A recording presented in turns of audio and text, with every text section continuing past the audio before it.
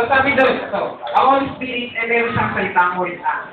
Then, sabihin, kapag magtutusto siya ng Holy Spirit, una-muna, kailangan mo muna i-deny yung sarili mo. Ibig sabihin ng deny, tawag itanggi ang sarili. Hindi mo bilang itanggi, yung lahat ng nasa sarili mo, tanggalin mo muna.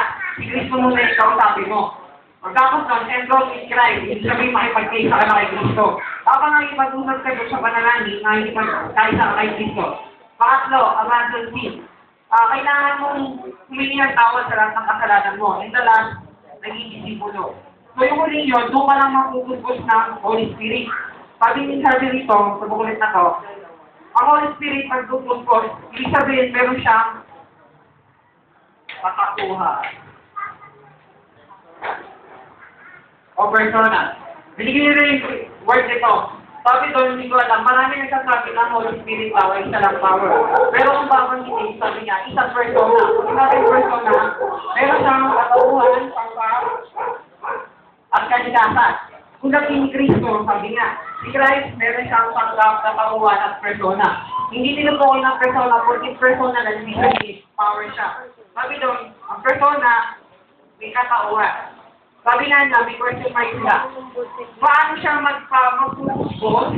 Paano siya mag-iingat? Magagabay? Kung isa lang siyang power. Sabi. So, ibig sabihin, meron siyang katawan. Meron silang binigay ng drawing. Opo Ito yung tatlong drawing na kasaya.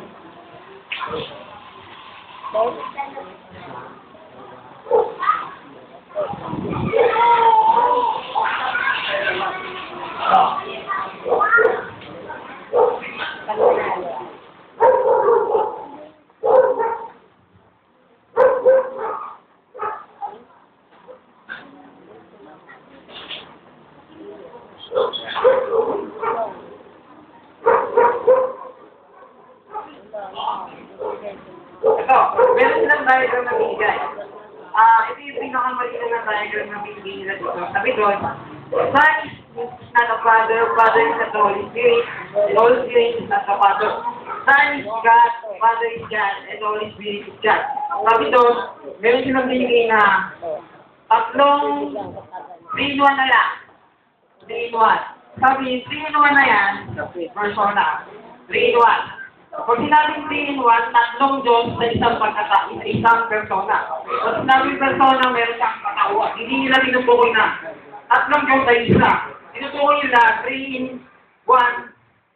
Tatlo sa isang pagka-persona. Tapos, sinilimbawa rin nila dito yung itlog.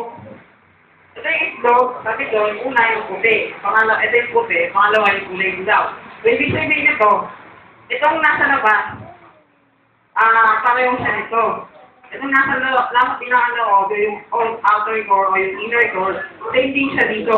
Ibig sabihin nun, kung ito, Diyos din po, pantay-pantay sila, wala silang tawag, walang pinagkaiba, pare-pareho lang sila, hindi sila naglalamang sa isa't isa, hindi mataas to, hindi rito mataas, lalo dito, pantay-pantay lang.